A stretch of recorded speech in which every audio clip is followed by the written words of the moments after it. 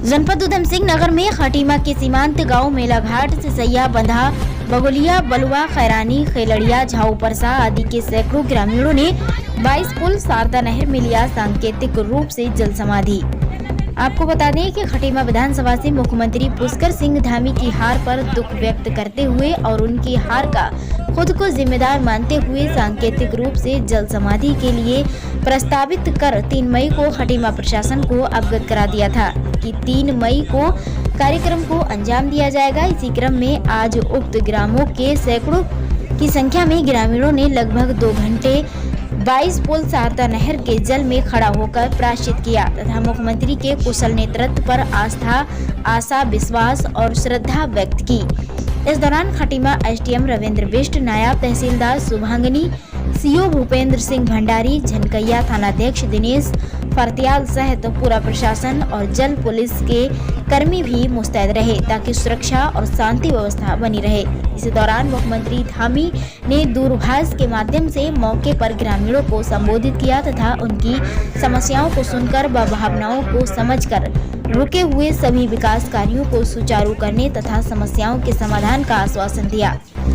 वहीं ग्रामीणों ने शारदा सागर ड्राइव में जलभराव से हो रही तबाही व बर्बादी, जमीन, रोड, बिजली, पानी आदि की समस्याओं को भी लेकर अपनी बातों को रखा। साथ ही कार्यक्रम को संचालित करने वाले रामायण राम ने बताया कि सांकेतिक रूप से जल समाधि लेकर हम लोगों ने अपनी समस्याओं के संबंध में मुख्यमंत्री का ध्यान अपनी ओर आकर्षित किया।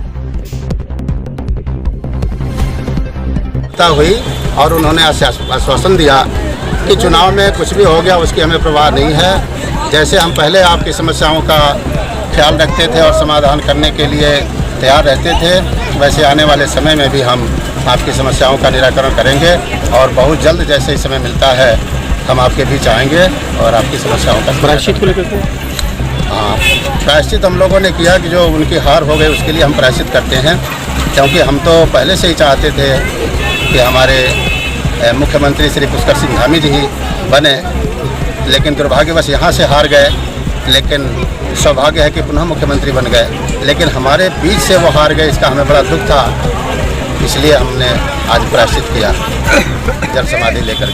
टेलीफोन में यही वार्ता हुई कि हम आपके बीच आएंगे और आपकी समस्याओं का समाधान करेंगे। हमारा बहुत सफल रहा।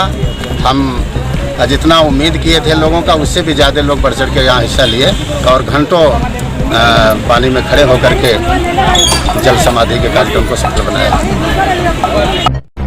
कुछ लोगों का एक निजी मानना हो सकता है कि भी वो क्या कर रहे हैं, मगर मेरा मानना है कि जल समाधि लेना या पश्चाताप करना ये कोई आवश्यकता नहीं है। वो पुरानी भूल को सुधारकर चंपावत में जाकर, टनकपुर क्षेत्र में जाकर ऐतिहासिक विजय की ओर कार्यकर्ताओं को, मतदाताओं को आकर्षित करें और जो पिछला जो भी हुआ वो अपनी जगह पर है, आगे का मार्ग प्रशस्त करके ऐतिहासिक विजय में अपना योगदान प्रदान करें, ऐसी मेरी प्रार्थना है।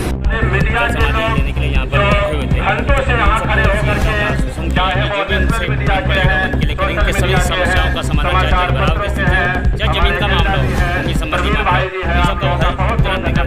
कि आप लोगों ने कितना हाँ सर, हम आप पे विश्वास करते हैं और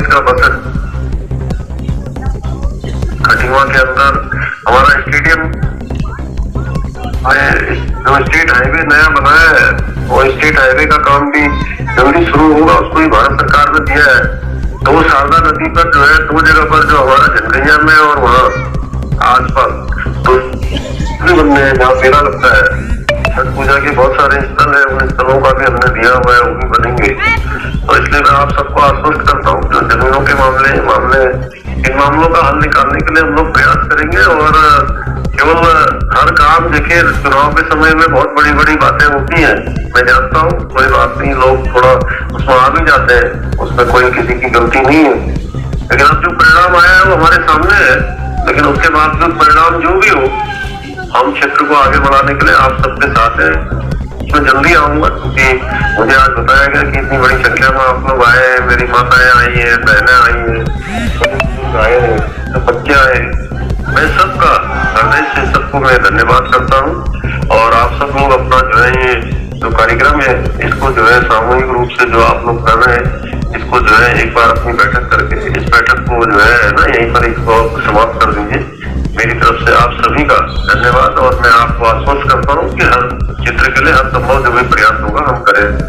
आप सभी का बहुत बहुत धन्यवाद। मुख्यमंत्री जिंदाबाद।